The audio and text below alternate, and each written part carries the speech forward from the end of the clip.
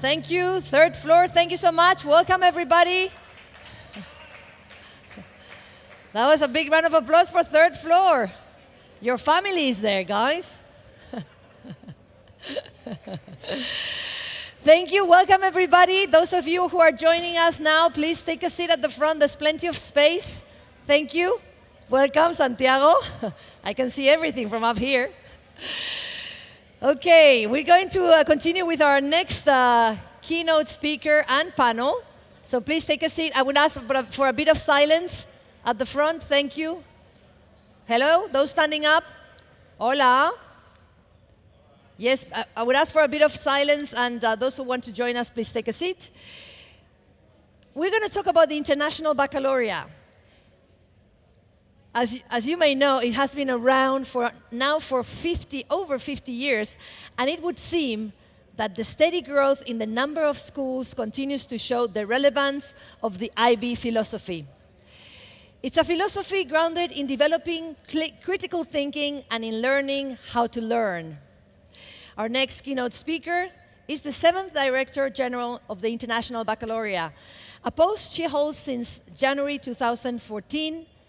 And she said, and I quote, "The IB is a 4.0 education in a 1.0 world." And she adds, "The IB prepares the student to be the creators of the algorithm rather than the consumers, so not to be subjects without thinking." She is passionate about educators worldwide who develop students worldwide to create change.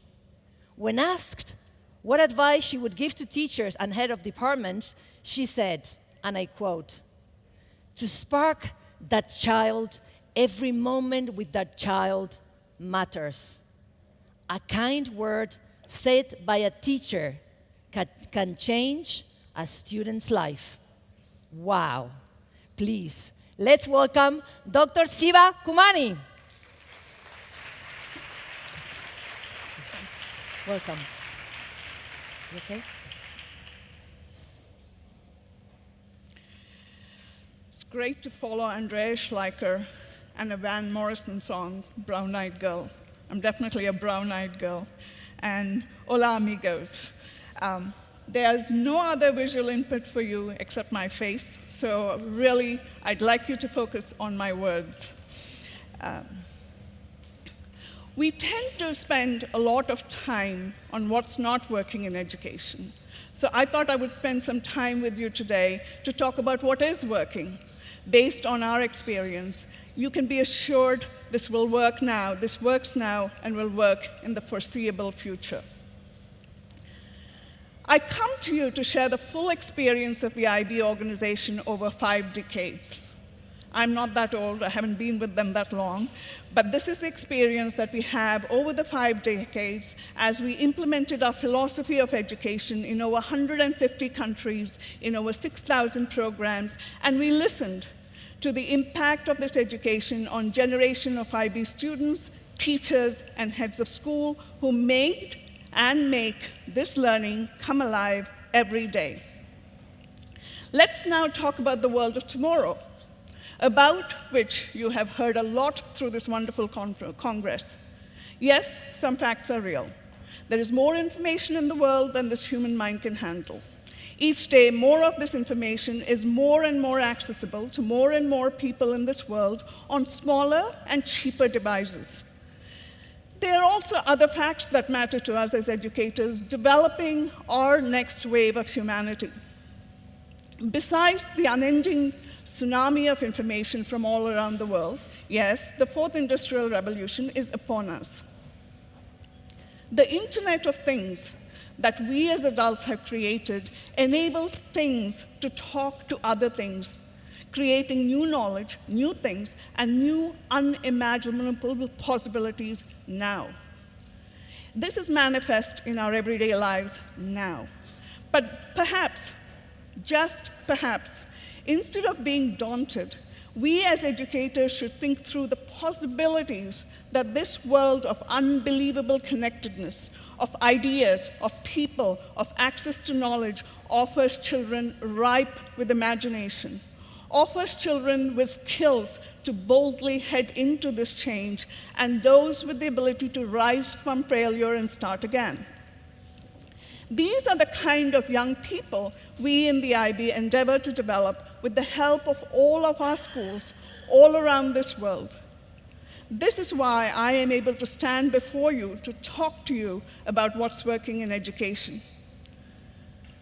Believing that education is the most fundamental of rights, the IB continually revises its educational philosophy and curricula and thinking on a very regular basis to think through what is relevant for the student, what is pertinent for young people today, what is the purpose of education today, and what is our belief about a teacher, a student, and the learning environment today.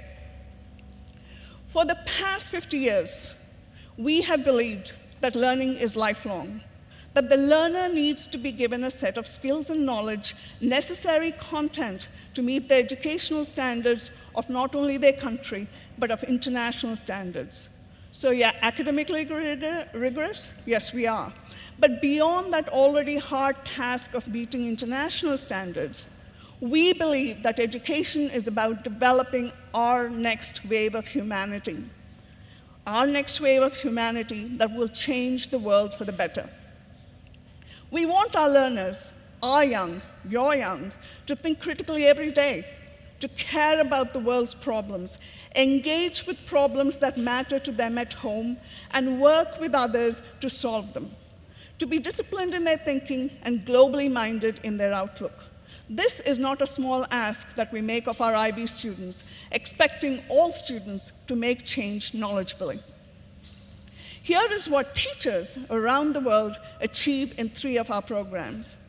In our primary program, which is for the 3 to 12-year-olds, 12-year-olds in our primary program create a final exhibition.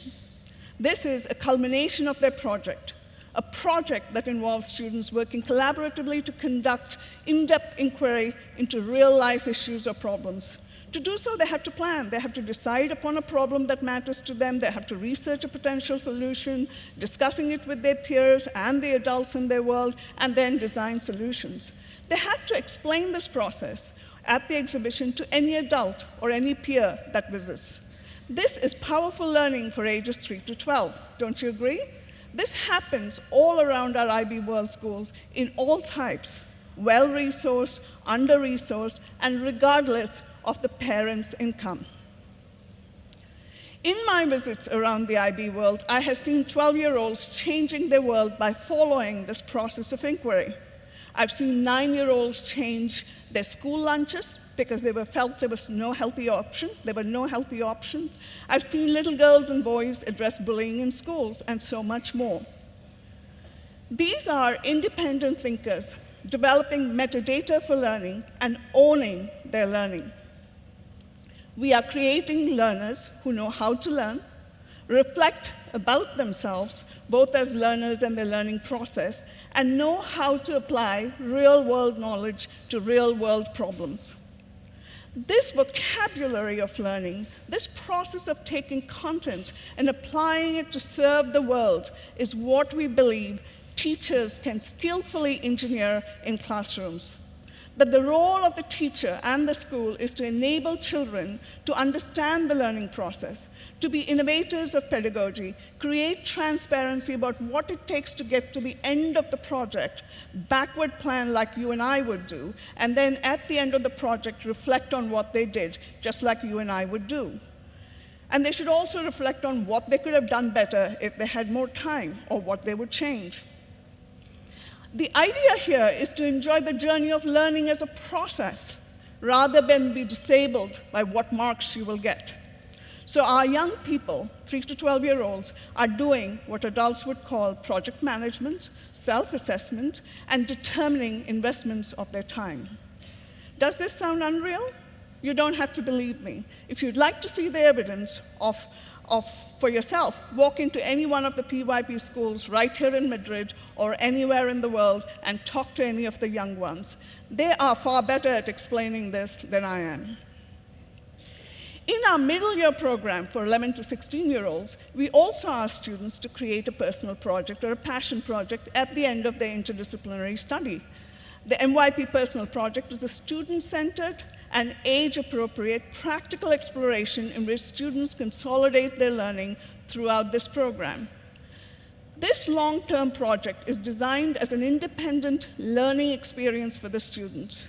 The personal project assesses students' skills for self-management, research, communication, critical and creative thinking, and collaboration.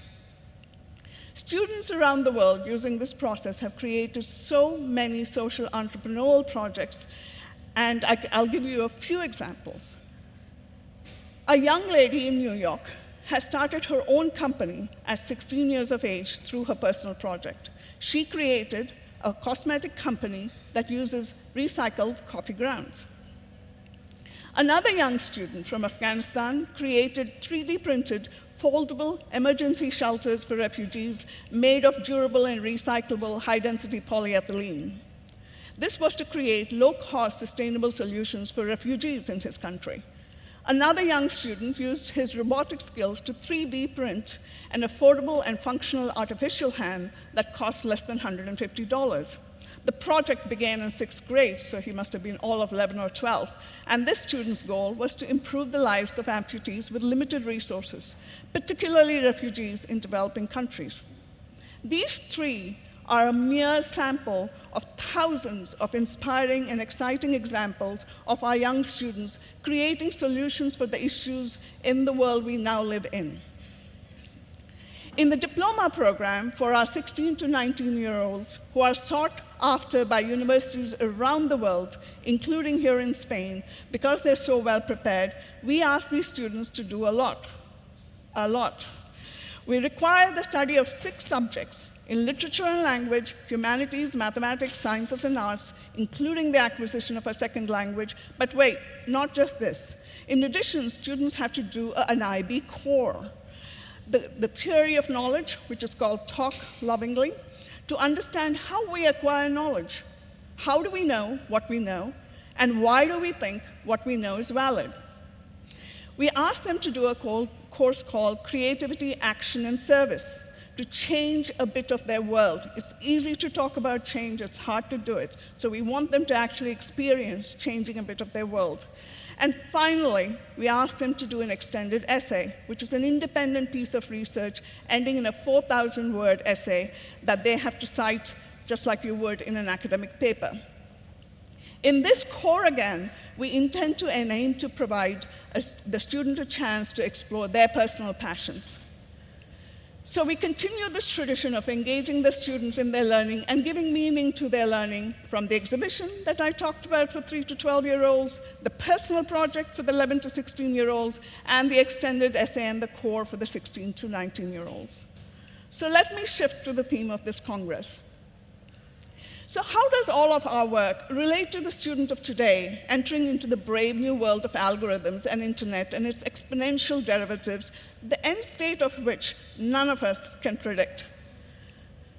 Our theory of change is quite simple. If we create better and skilled learners who are supported by adults who care about the passions of both the minds and the souls in their care, our young can face any world. We create learning environments in schools that support this very important humanistic development of our next generation. We maintain high academic and high humanistic standards with a mission to build a collective around the world, a collective of students and teachers that want to create a better world wherever they are.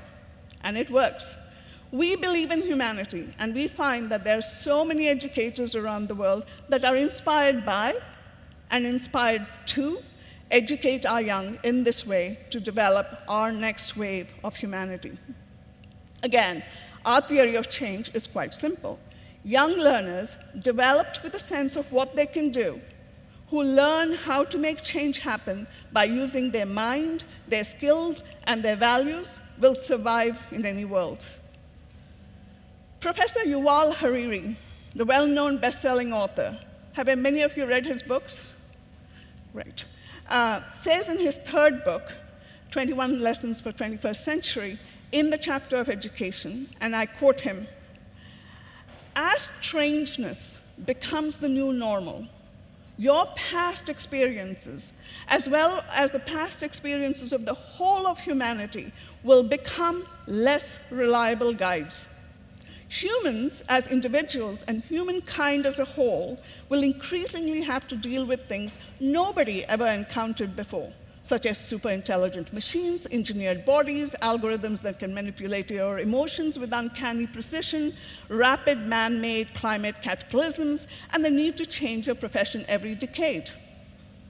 To survive and flourish in such a world, you will need a lot of mental flexibility and a great reserves of emotional balance.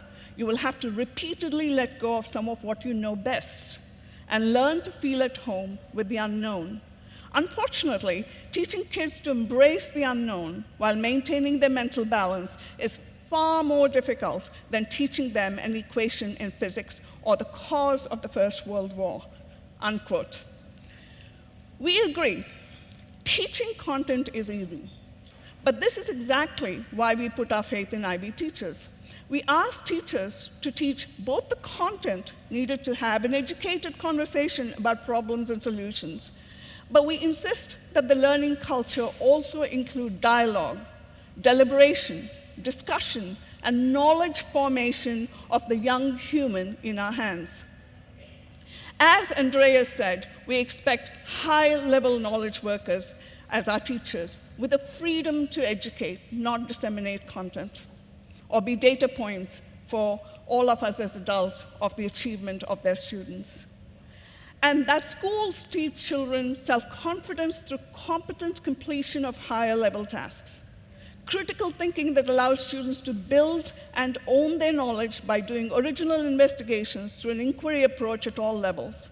We advocate that all children will need to form questions and solutions to problems that matter. This is what we believe should happen in IB classrooms every day. We in the IB, therefore, take our teaching community very seriously and see our role as a service to them.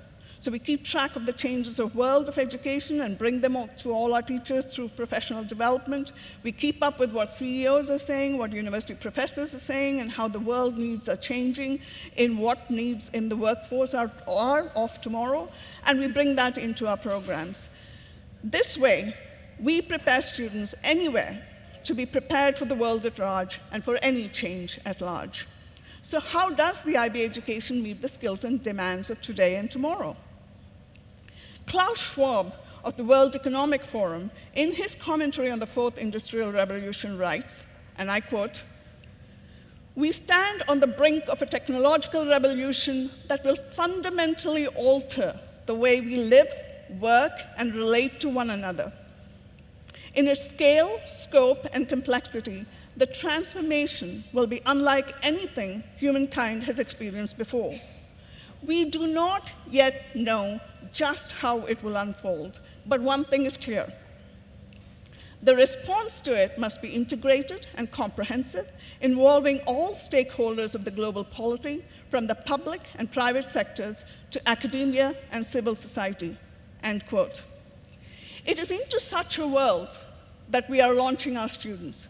We need to think through how they will be able to handle the complexity, handle the demands of a world where computers talk to each other, where data sets are already at play in shaping both human behavior and action, and where many jobs we know today will be better and more cheaply done by robots. In this world, we are preparing students with all the necessary skills needed for their uncertain future. In this new world, where computer algorithms will be king, we prepare our students to be thinking critically, to be capable of creating the algorithms rather than being passive recipients of them. In this world, where the formation of the question is as important as the solution, we prepare students all the way from ages 3 to 19 to ask good questions often and to answer them by applying appropriate knowledge while considering all the implications and taking different perspectives of the good and the harm that can be done. In this world, we ask our students to push beyond what they know, what their parents know, what their teachers know, and we prepare them to be confident but respectful risk takers in questioning the status quo. In our world, where our students will create things that don't exist today. We ask students to condition themselves to plan, design, and make change creatively while reflecting on the implications of that which they design or create as they make the world a better through their own imagination. To quote from a recent research report, quote, many experts in artificial intelligence argue that humans' comparative advantage lies predominantly in non-cognitive skills of social intelligence and creativity, unquote. These are some of the ways that we as educators can prepare students for a future which requires them to habitually think differently and to confidently use their brain power for the upcoming and most difficult of our next evolution of our human endeavor as Homo sapiens. In this world, we need to be mindful of what we want to preserve about the human touch, the mind, the soul. And those are the kind of students we prepare every day all over the world with the help of very engaged educators who believe the same. Such a well-prepared students will meet tomorrow's VUCA, volatile, uncertain, complex, ambiguous world head-on. Let us not run from this, but let's prepare to own this new world. Let me end by starting with what I started. We tend to spend a lot of time on what's not working in education. I hope you think this time with you today to talk about what is working and will continue to work in our future gives you much hope of the immense possibilities ahead for learners of all ages. Thank you so very much. Thank you. Thank you, Dr. Kumari. I'm going to ask you to join us on the second chair at the far end. Thank you for this enlightening and inspiring presentation and to give us a glimpse of what's actually working inside the IBA classrooms. We're going to continue with the chat. I asked Dr. Kumari to join us for a debate, and she's going to be joined by a panel and by a moderator. Our moderator is Berta Gonzalez de Vega, journalist and education expert at El Mundo. Well, come on.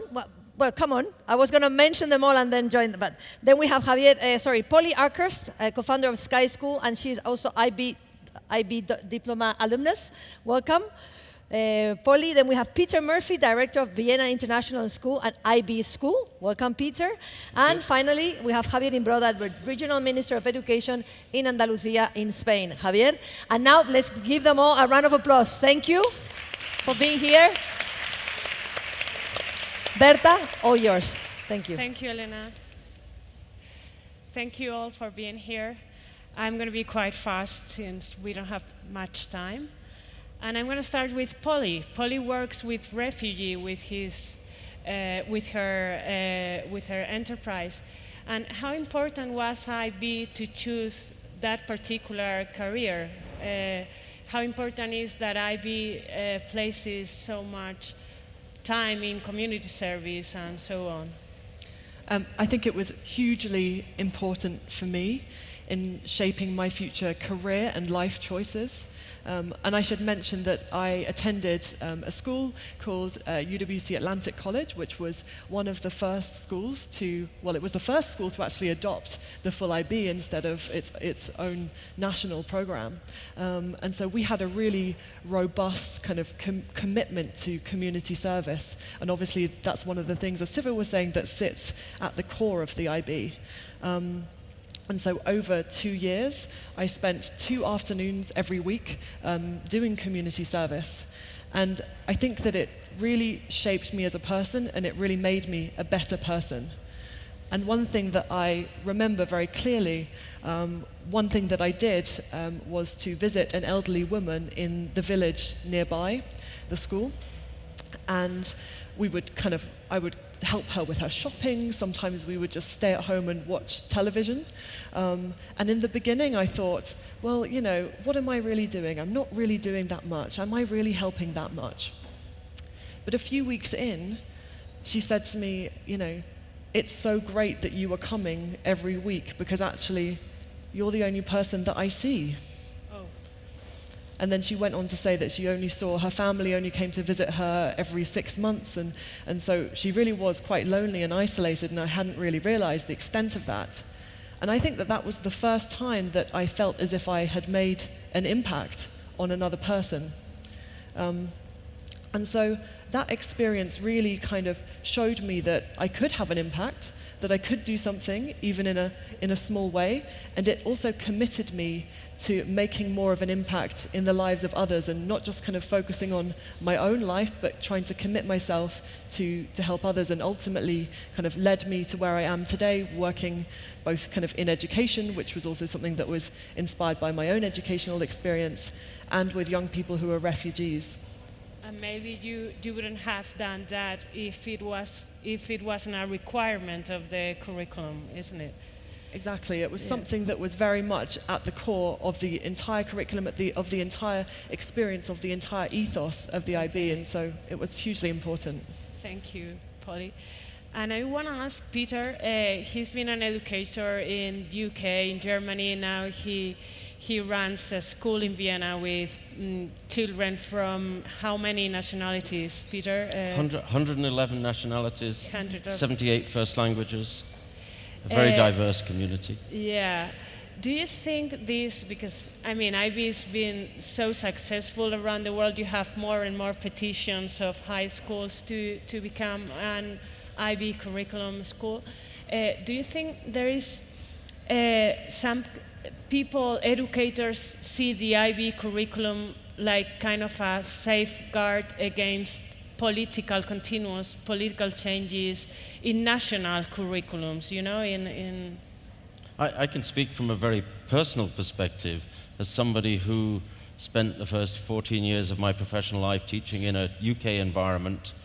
I finished in a quite senior position, and one of the challenges that I faced was constant political intervention in terms of the work that we were expected to do as a school.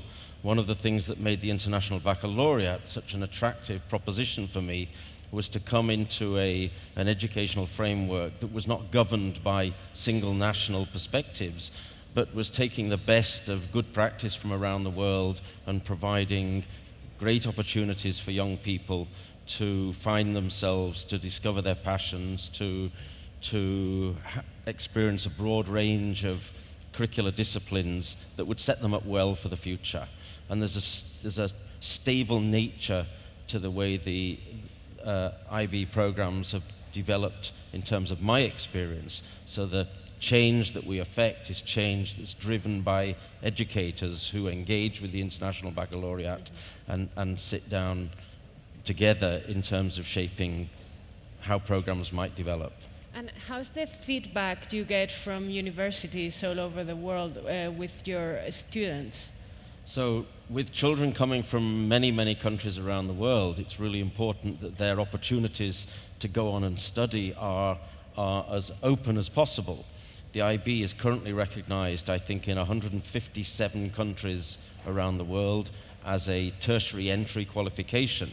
So students know that regardless of where they're actually studying the International Baccalaureate, possibilities are open to them to take their studies and pursue them further wherever they choose around the world. So I'm going to ask Javier, and I'm going to ask him in Spanish, and I'll translate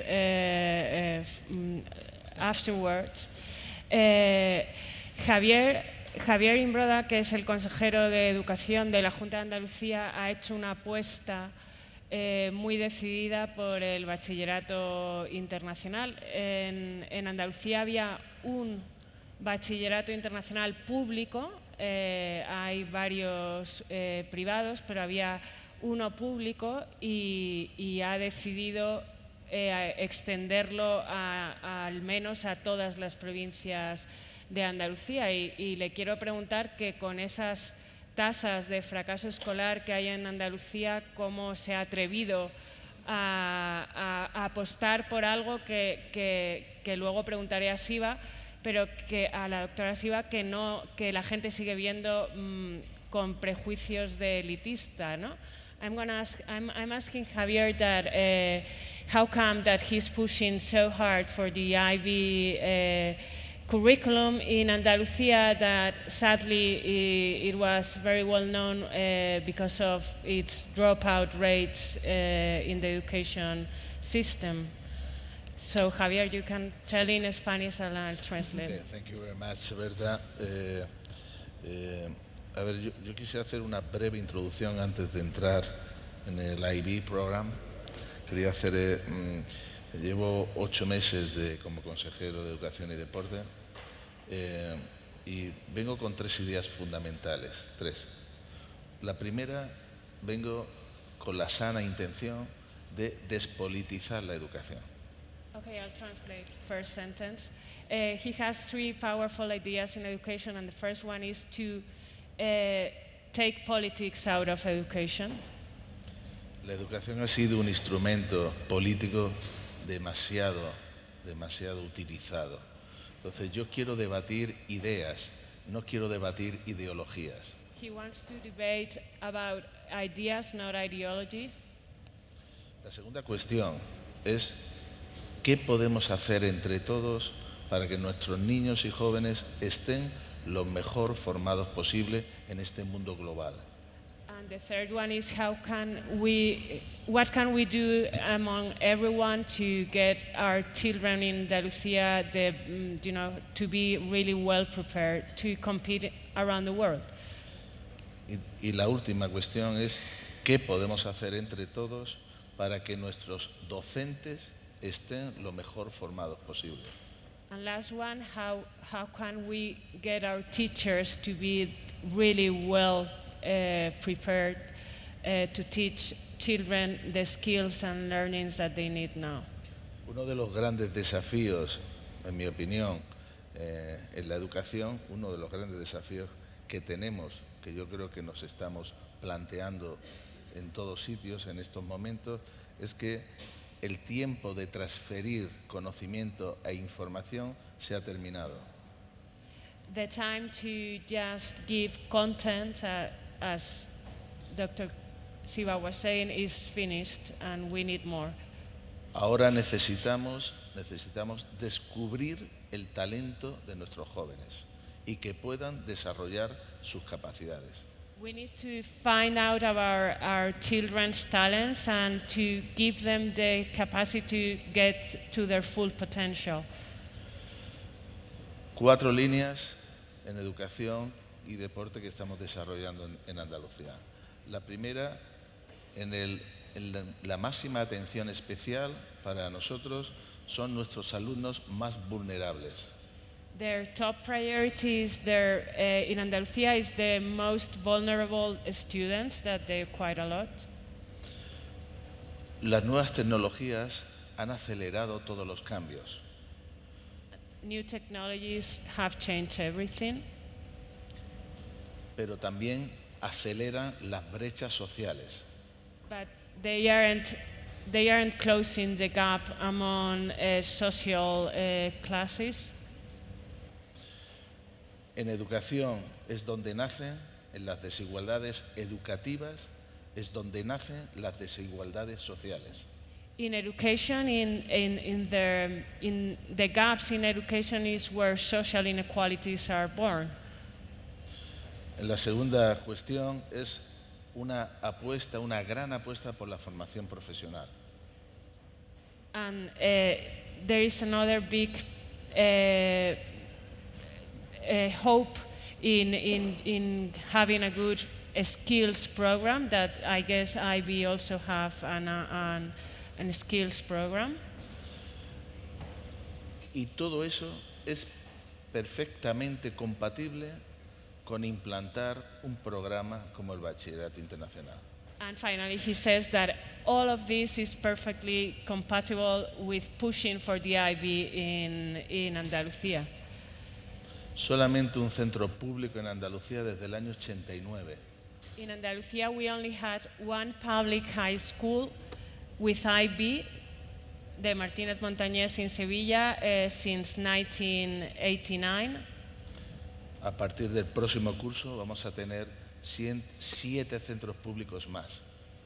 From 2020 to 2021, we are going to have, Andalusia is going to have 7 more public high schools. Y vamos a hacer algunas pruebas pilotos. With IB. Pruebas pilotos en formación profesional y también en zonas desfavorecidas. And they are going to use it as a pilot program also with the skills and in a very impoverished, very poor neighborhoods around Andalusia. And let me ask Javier, Siva, is there anything like what Andalusia is trying to do around the world with public high schools and IB in not so affluent parts of the world? Yeah. So I think first I need to mention, if it's not clear, that we're a not-for-profit. So we have no intention of wanting to become the state system ever. I think we have a lot of examples around the world where the IB is being put into public schools. We have an experiment going on in Chicago, in the underserved parts of that city, where the mayor decided that he wanted to rise above the disengagement of students and all of that. And research shows that the IB had an effect. Research not done by us, but done by Chicago Consortium of Research. We're also seeing around the world an interest, and thanks to independent schools like Vienna International School and UWCs around the world who've shown that this works.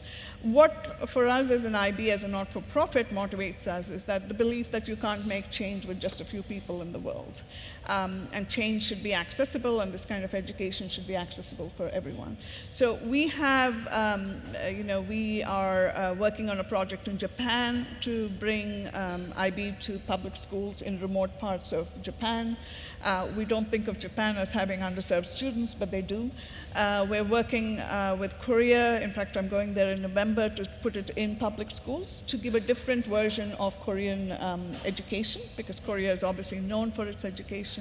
We are in Peru, where the past president of Peru wanted the IB to be in 13 provinces. As an example in each of the provinces. So we have, I think, about 12 or 13 schools there now. And we have so many of these examples. And we have one in Kent, UK, where we are trying to, that disengagement of students, which comes from a belief that there are no opportunities to re-engage those students. And I think it'll be great to see, if we work with your minister, that there is a public and a private partnership so that the whole boat is lifted. I see. And how is the feedback, Javier, from the teacher community in Andalucía? ¿Cómo está siendo la respuesta de la comunidad educativa? Ha sido fantástica. Teníamos ciertas reticencias, ¿no? Porque después de casi 40 años sin esta apuesta, teníamos nuestras dudas. Pero ha sido fantástica. Más de 40 proyectos nos han presentado y estamos muy contentos, no solo por los 7 que van a desarrollar el bachillerato internacional, sino por los otros 30 y tantos que se han quedado como en una lista de espera, y lo que procuramos es que cada lugar sirva como de faro, de inspiración para el resto de los centros educativos. And let me ask Polly about how tight the alumni community is around the world, the IB. How is it? Do you keep in touch and you get to know another IB alumni, or how is it works? So I think for a lot of us, our main allegiance is to our schools, because those are the places in which we kind of have relationships with teachers and with other students. And so a lot of schools do have very kind of tight alumni networks. But I also think that, when I meet a lot of IB alumni out in the world, and there is definitely a sense of kind of a common value system. A common sense that when you meet someone, you know that they will be kind of compassionate, caring, kind of a bit like the IB learner profile come to life in many ways. And so I think that there is kind of a bond between us, and it's great to see so many the IB has increased its spread over the last 10 years. And so I meet more and more IB alumni in everyday life, which is fantastic. And let me ask Peter, we've already talked about how many nationalities you have at your school, and how the IB, or maybe Siva, how the IB makes compatible, this this push for national and tribal identities with a more international focus. Can I connect perhaps first of all into the earlier conversation? Yeah. There are two things that I'd like to say. We talk about the IB sometimes as though it's one program, and it's a program for 16 to 19-year-olds. The reality is the International Baccalaureate offers programs for children aged between 3 and 19. Yeah. And in the school that I lead, we have children who do the first program in their primary school education from 3 till 11. We have children do the second program from 11 to 16, and then they do the diploma, which is very often the program that we talk about as the DP, the diploma program, the IB.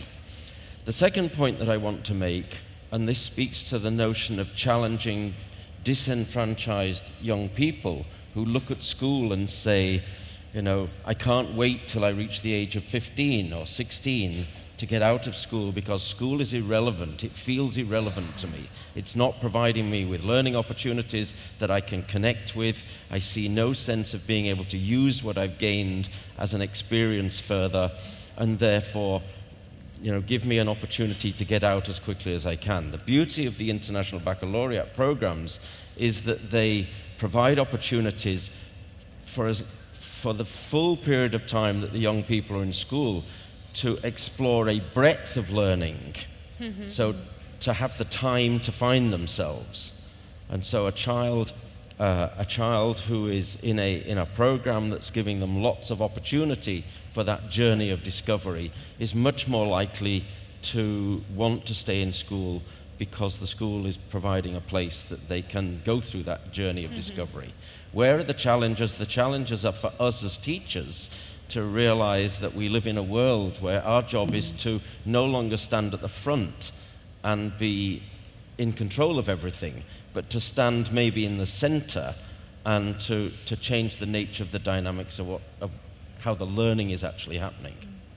And how is the training of the teachers with the IB? For example, I would like you to explain to the audience if Andalusia now has these new projects, how the IB is gonna have all these teachers ready to teach the IB. Sure, but I think I want to address your previous question about nationality versus.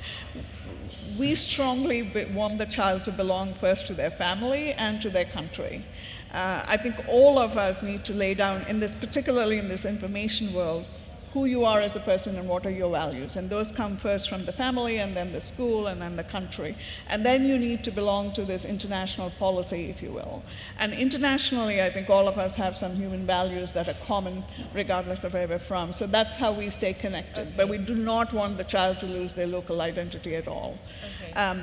Because there's no such thing as being global without being local. Second, to the address of teacher professional development, it's a long journey. We take a long time before a school becomes an IB school.